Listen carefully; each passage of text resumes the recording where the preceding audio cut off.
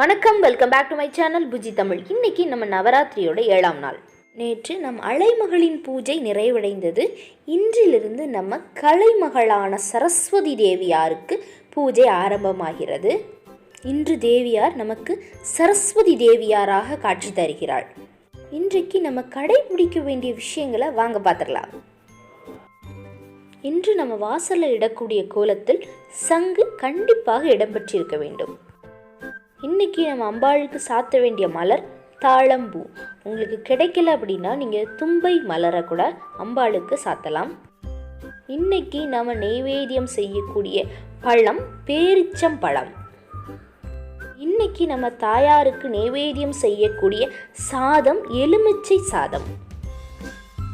இந்த வீடியோவில் நம்ம அம்பாளுக்கு நெய்வேத்தியம் செய்யக்கூடிய பிரசாதமான எலுமிச்சை சாதம் எப்படி எளிமையாக செஞ்சிடலாம் அப்படின்னு வாங்க பார்த்துடலாம். அதுக்கு முன்னாடி நீங்கள் இன்னும் எங்கள் சேனலை சப்ஸ்கிரைப் பண்ணாமல் இருந்தீங்கன்னா சப்ஸ்கிரைப் பண்ணிக்கோங்க.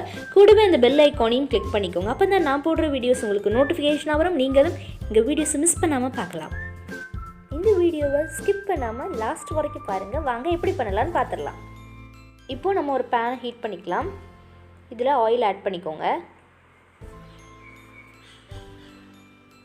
இதில் நான் நல்லெண்ணெய் தான் ஆட் பண்ணியிருக்கேன். உங்களுக்கு வேறு எதுவும் ரீஃபண்ட் ஆயில் ஆட் பண்ணணும்னா ஆட் பண்ணிக்கோங்க. இப்போ நம்ம கடுகு ஆட் பண்ணிக்கலாம். நான் இதுக்கு முன்னாடி வீடியோஸில் சொல்லிகிட்டே இருக்கிற மாதிரி கடுகில் உளுந்தம்பருப்பு ஆட் பண்ணிடாதீங்க. ஏன்னா நம்ம அம்பாளுக்கு இதை நெய்வேத்தியம் பண்ண போகிறோம். இப்போ நம்ம மிளகு ஆட் பண்ணிக்கலாம். இப்போது நம்ம கட் பண்ணி வச்சுருக்க இந்த பச்சை மிளகாய் ஆட் பண்ணிக்கலாம். இப்போது இதை நல்லா மிக்ஸ் பண்ணிக்கோங்க. நம்ம எப்போதுமே நம்ம உணவில் மிளகு அடிக்கடி ஆட் பண்ணிக்கோங்க. பெரியவங்களுக்கு நெஞ்சு சளி இருந்தாலும் இது கரைச்சிரும். நம்ம கருவேப்பிலை ஆட் பண்ணிக்கலாம். கருவேப்பிலை அப்படி பொரிஞ்சு வர சமயத்தில் இதில் நம்ம கடலைப்பருப்பு ஆட் பண்ணிக்கலாம். அப்போ தான் உங்களுக்கு சாப்பிடவே அந்த க்ரன்ச்சி இருக்கும். அதனால இதை ஆட் பண்ணிக்கோங்க. இதில் இஞ்சி சின்ன சின்னதாக கட் பண்ணி ஆட் பண்ணிக்கோங்க. அந்த கிளிப்பு மிஸ் ஆயிடுச்சு. இதில் நம்ம தொளி உரிச்ச வேர்க்கடலை ஆட் பண்ணிக்கோங்க. பாதாமுக்கு நிகரான சத்து இந்த வேர்க்கடலையில் அமைஞ்சிருக்கு. அதனால நீங்கள் எப்பொழுதுமே உங்கள் அன்றாட வாழ்க்கையில் வேர்க்கடலை சாப்பிட்ற பழக்கத்தை வச்சுக்கோங்க. வேர்க்கடலை அவிய வைத்து சாப்பிடலாம், இல்லை வறுத்து சாப்பிடலாம், இல்லை உணவோடையும் சேர்த்துக்கோங்க. இதில் மஞ்சள் தூள் ஆட் பண்ணிக்கோங்க. இப்போ தான் நமக்கு அந்த ஒரு ஃபைன் கலர் இருக்கும். இப்போ இதில் நம்ம காயத்தூள் ஆட் பண்ணிக்கலாம். உங்களுக்கு தேவையான அளவு இதில் உப்பு ஆட் பண்ணிக்கோங்க. இதில் நான் ஒரு லெமன் ஆட் பண்ணியிருக்கேன். இதை நல்லா புழிஞ்சு விட்டுக்கோங்க. ஸ்குவீசர் இருந்தால் ஸ்குவீசரில் பொழிங்க, இல்லைன்னா கைட்டு புழிஞ்சு விட்டுக்கோங்க.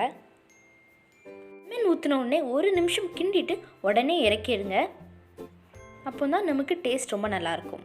உதிரி உதிரியாக வடித்து வச்சுருக்க இந்த சாதத்தில் நான் நல்லெண்ணெய் ஆட் பண்ணியிருக்கேன்.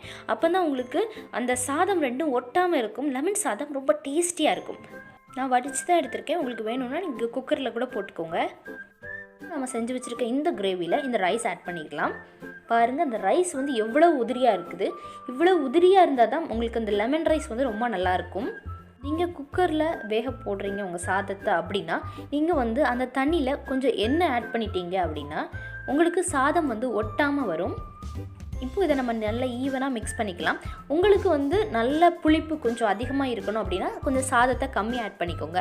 இப்போ உங்களுக்கு இல்லை, எனக்கு கொஞ்சம் புளிப்பு கொஞ்சம் கம்மியாக தான் பிடிக்கும் அப்படின்னா சாதத்தை கொஞ்சம் எக்ஸ்ட்ராவாக ஆட் பண்ணிக்கோங்க. அது உங்களோட விஷ் பொறுத்து தான். இந்த லெமனில் விட்டமின் சி அதிகமாக இருக்குது. ஸோ நீங்கள் இதை ஜூஸாவோ ஒரு லெமன் ரைஸாவோ கண்டிப்பாக எடுத்துகிட்டு வாங்க. அளவோடு எடுத்துக்கப்போ அது நல்லது தான். இப்போ இதை நம்ம ஒரு பவுலுக்கு ட்ரான்ஸ்ஃபர் பண்ணிடலாம். எவ்வளோ பிரைட் கலராக இருக்குது பார்த்தீங்களா? இன்னும் கொஞ்சம் சாதம் அதிகம் ஆட் பண்ணிங்கன்னா கொஞ்சம் அந்த கலர் கம்மியாகும். சாப்பிடும்போது அந்த மிளகாய், மிளகு, கருவேப்பிலை இதோடு சேர்த்து சாப்பிட்டோம்னா அதோட டேஸ்ட் இன்னும் நல்லாயிருக்கும். அம்பாளுக்கு நம்ம நெய்வேத்தியம் செய்யக்கூடிய பிரசாதமான எலுமிச்சை சாதம் நம்ம ரெடி பண்ணிட்டோம். நீங்கள் உங்கள் குழந்தைகள்கிட்ட சொல்லுங்கள், அம்பாள் தான் நமக்கு கல்வி செல்வத்தை அள்ளித்தரக்கூடியவள். நம்ம தாயாரை பூஜிக்கும் பொழுது அவளின் மந்திரங்களை ஓதும்போது கண்டிப்பாக நமக்கு கல்வி செல்வத்தை கண்டிப்பாக அம்பாள் தருவாள் அப்படின்னு கண்டிப்பாக உங்கள் குழந்தைகள்கிட்ட நீங்கள் சொல்லுங்கள். இந்த மந்திரங்களை நம்ம ஓதிவிட்டு படிக்கும்போது நம்ம படித்தது நிச்சயமாக மறக்காது. இப்போ நான் அந்த மந்திரத்தை உங்களுக்கு மேலே தாரேன், அதையும் நீங்கள் பாருங்கள். சரஸ்வதி நமோஸ்துப்யம் வரதே காமரூபிணி வித்யாரபம் கரிஷ்யாமி சித்திர் பவதுமே சதா. உங்கள் அனைவருக்கும் இந்த மந்திரம் மனப்பாடமாக தெரியும் அப்படின்னு நம்புகிறேன். தெரியாதவங்க இதை மனனம் செய்து வச்சுக்கோங்க. ரொம்ப எளிமையான ஆனால் விசேஷமான ஒரு மந்திரம் இந்த சரஸ்வதி தேவியாரோட மந்திரம். இதை அப்படியே மனனம் செய்து கொண்டு உங்களுக்கு தேவைப்படும் நேரமெல்லாம் இந்த மந்திரத்தை கூறுங்கள். இன்றைக்கு இந்த பூஜையோட பலன் என்ன அப்படின்னா, நம்ம தாயார் நமக்கு இன்பமான வாழ்க்கை, சுகமான வாழ்க்கை, நிம்மதியான வாழ்க்கையை அருள்கிறாள். இன்றைக்கி நம்ம சரஸ்வதி தேவியார்கிட்ட அனைவரின் வாழ்விலும் இன்பமானது குடிகொள்ள வேண்டும் அப்படின்னு அம்பாள்கிட்ட பிரார்த்திச்சுக்கலாம். உங்களுக்கு இந்த வீடியோ ரொம்ப பிடிக்கும் அப்படின்னு நான் நினைக்கிறேன்.